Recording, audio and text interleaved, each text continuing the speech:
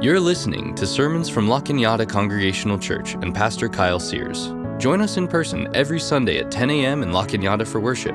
You can find more information about our church online at lacañadachurch.org. You know, when I was a kid, all the Disney villains were like, Scar or Jafar or Ursula. And it was pretty easy, like from the very beginning, to guess who the bad guy was going to be. It was the Sea Witch, of course. Like, who else would it be? But now in this kind of second renaissance of Disney and Pixar films, they're introducing complex stories that really get rid of this idea of the easy to spot antagonist that wears black mascara and you're like, yeah, that's them. Who's the bad guy in Encanto? It's just a little thing called generational trauma. And I think the real Disney magic is making adults cry in front of their kids. That's what these new Renaissance movies are, of really giving Gen X the permission to say all the things we wish we could say to our parents. But so often we will inherit a reality from those who came before us, maybe not really fully understanding their motives or their choices, but nevertheless being impacted by the things that were beyond us. And in our text today, we're going to see how we might begin to repair those inherited stories, how we might begin to heal our families and ourselves in the process. And so this is a selection of readings from Luke chapter 15. I'm going to read a couple verses to kind of give you the setting, and then the real punch of the story at the end, verse 25 through 32. And so we open up learning that all the tax collectors and sinners were coming near to listen to Jesus. And the Pharisees and the scribes were grumbling and saying, "This fellow welcomes sinners and eats with them." So Jesus will tell a story about a lost sheep and a lost coin, and then begin to tell the story of a lost son. And then after that son comes back and a party is thrown, we pick up in verse 25. Now the father's elder son was in the field, and as he came and approached the house, this son heard music and dancing. And he called one of the servants and asked what's going on. And the servant replied, "Your brother has come home, and your father has killed the fatted calf because he got him back safe and sound." But then the elder son became angry and refused to go in. His father came out and began to plead with him. But he answered his father, "Listen, for all these years, I've been working like a slave for you. I've never disobeyed your command, yet you have never given me even a young goat that I might celebrate with my friends. But when this son of yours comes back, who's devoured your assets with prostitutes, you kill the fatted calf for him." Then the father said to him, "Son, you are always with me. All that is mine is yours. But we had to celebrate and rejoice because this brother of yours was dead and has come to life. He was lost and has been found." Okay, so to start, it's easy to kind of cast the Pharisees and the scribes as the villains of this story. But I want us to be careful, because even though we find them grumbling against Jesus, they are grumbling for good reason. Their hopes and their motives are aligned with probably most of our hopes and motives here. They want freedom. They want their nation to be secured against the threat of oppression. They want to be faithful to the faith that has guided them and their ancestors, like many of us. I mean, what if we were to be able to unlock the promises of God that have been anticipated for generations? What if some way, because of what we could do, that our faithfulness could be the key to setting an entire people free? What if all it took was one day of our entire community living in faithful obedience?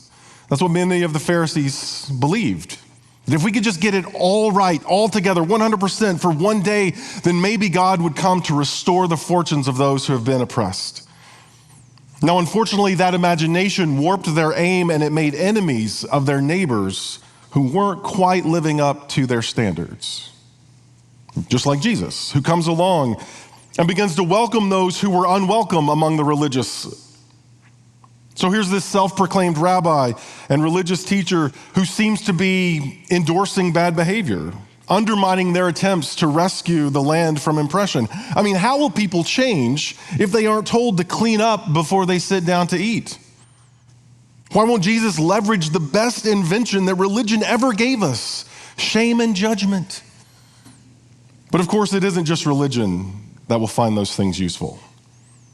That sense of shame and judgment can originate from those that we love the most. Like when Mirabel will sing of all of the talents that her family possesses, everyone except her.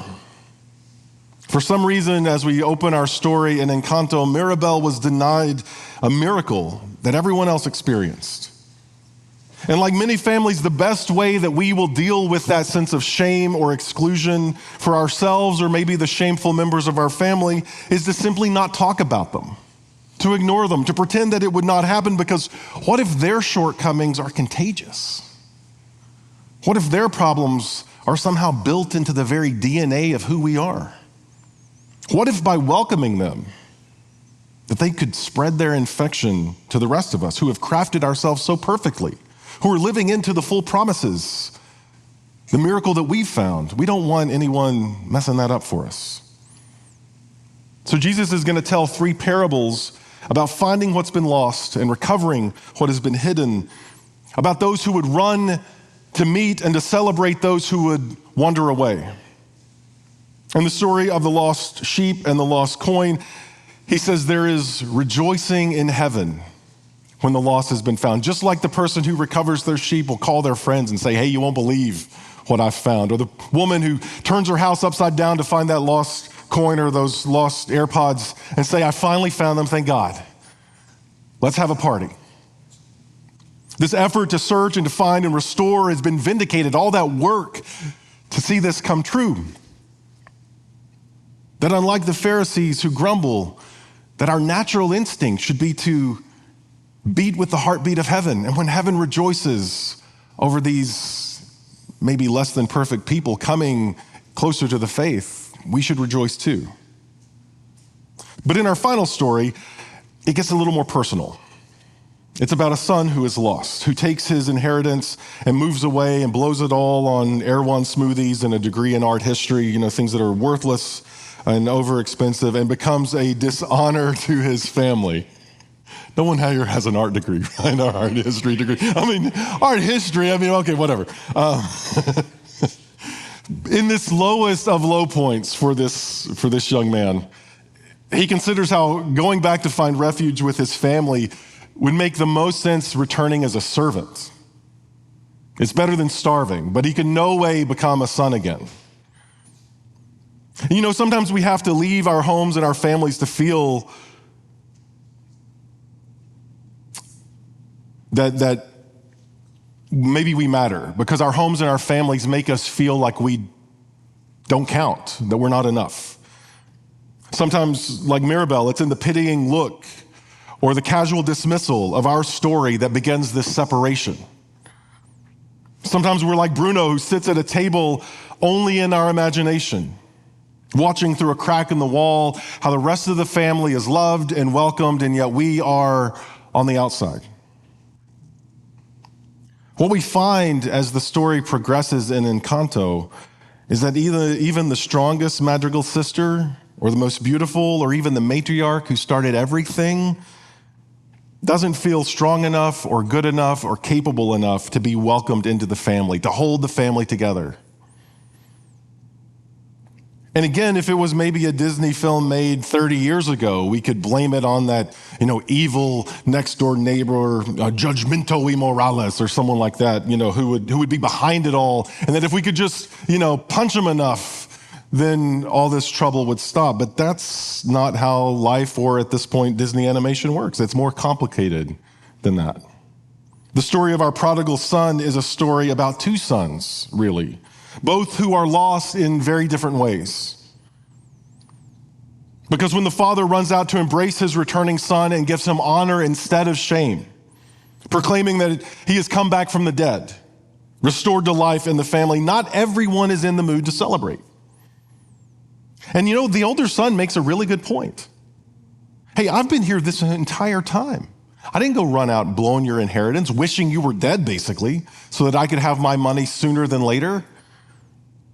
I diligently work for the family's common good, and yet no one has said thank you to me. No one has thrown even the most basic of parties. I did everything my brother refused to do. He's had fun wasting his life, and now he's rewarded, and what do I have? And I think in telling the story, Jesus is going to tap into a resentment that can creep in among the religious. That we struggle to do what's right. We struggle to live a life of honor. Why would God smile upon those who couldn't care less? I mean, I don't sleep in on Sundays. I show up. I help those in need. I put the grocery cart back in the stall where it belongs instead of just roaming the parking lot. But for what? And as a result, we get lost without even knowing we're lost. We're present, but we're distant, disconnected, resentful. And I think it's because we suspect that even with all of this effort, we still aren't good enough. Or maybe that we're only good as our last Sunday experience. If I didn't feel particularly moved, that maybe God has removed God's self from my very being. We measure ourselves by what we do because we suspect that there's probably something that we're leaving undone. And as soon as we're found out, we're out of the family, out of the religious community, out of God's favor. In Jesus' story, the Father sees all of this. I love how the Father just intuitively knows, hey, the older son's not here. Oh, I bet I get it. I'm going to go hear his story. So the Father, just as he runs out to meet his long-lost son, now goes outside of the party to seek the healing of the one who is resenting. And he says, hey, listen, you've always been with me. Don't you see that? It wasn't about what you bring to the table as long as you bring who you are. And that's what matters. It's not the work you've done out in the field. It's the fact that you're with us. As each of us awakens to ourselves and understands and names who we are, even those parts that feel incomplete or imperfect, we will find God standing there and saying, yeah, I've been here the whole time. I'm not surprised by any of this. You've been welcome this entire time. You know, Alma, the family matriarch in Encanto, hoped to protect her family with everything she could, but accidentally introduced cracks as much as she did her strength in holding the family together. Because she was trying to keep everything perfect, she actually introduced all this extra shame and feelings of not good enough into the scenario. And when she finally tells her full story, you know that moment in Disney cartoons where you realize that death and destruction has just been underneath the surface, like with Bambi's mom and whatever happened to Ariel's mom and everything else, right? When Mirabelle sees her grandmother's story fully and completely, and when Alma sees Mirabelle's story too and the pain that she's been carrying inside, when we begin to see what's been hiding in the walls of those stories that are untold, we can be changed. I've been a parent long enough to know that I have said and done things that have unintentionally hurt my kids. Things that I have forgotten, but they will remember. And I know that because in talking to my mom, I'd be like, remember when you said that? She's like, no. I was like, well, I do. But you see, the real power of healing comes in the confession. When the son comes home and says, I have blown it, I will be a servant instead of a son. Or when the oldest said, you don't treat me the way that I deserve to be treated. When Mirabelle turns to Alma and says, it's you that's ruining this family, not me. That moment of honesty and confession and revealing all that we know can be a very vulnerable thing. Because we could find ourselves rejected, kicked out, judged, shamed, excluded. Imagine when we do that in front of God. Revealing all that we are and hoping against hope that forgiveness might be found. Acceptance might be given. And the way that Jesus will tell this story is that is the promise that is assured. That we can tell God, I'm resentful of the way all this is. How dare you? And God's like, I know. I get it.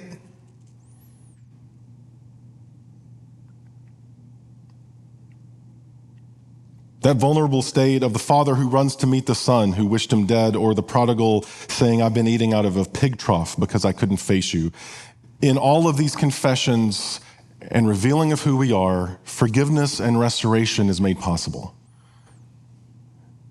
And I love how even in the story that Jesus tells and in Encanto, there is no sort of formal, I'm so sorry, please forgive me. Yes, you're forgiven. And it's just families colliding and embracing. That there's no exact formal apology. Sometimes that's needed. I'm not saying don't do it.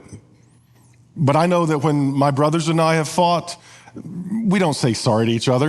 We're like, hey, do you want to go get something to eat? Or, I need another person to play this video game with me or whatever. And that's the way we kind of make up, Forgiveness is extended through the interactions and in the embrace and celebration and awareness that people can change. That we might, in knowing ourselves better, do better. Because in the forgiveness of others, we are fully seen, the good and the bad and everything in between. We are seen as human. And we are seen by God as human. What I love in Jesus' story is how the Father's love is extended to both of his sons. This ongoing invitation to be part of the family. That there's a party and it's worth celebrating, so come on in. You've always been welcome. Even if you think you're not, even if you think you've been overlooked, you've not been. I've seen it, I've noticed it, and you are meant to be here. Because sometimes we imagine God as this kind of arms crossed, tongue clicking, ashamed of us embodiment of our insecurities. All the things that we know are wrong with us. God's like, yeah, I've seen that. You're here today, huh? And sometimes I think we might hope for a God who is blind to our more destructive tendencies. God's the parent who says, well, not my perfect angel. But I don't think we want that either. The God who just lets us terrorize the neighborhood because how could we have ever done anything wrong? What we need is a God who can see us, created and beloved and on the way to wholeness. Worth the sacrifice, worth the effort of seeking and finding and forgiving and restoring, of knowing that we're not perfect, but loving us still. A God who finds us as we are hoping to be found, who never stops scanning the horizon for us to show ourselves. What we're told in Scripture is that in the presence of love, fear and shame is erased. That love restores and hopes and transcends all that we might lack.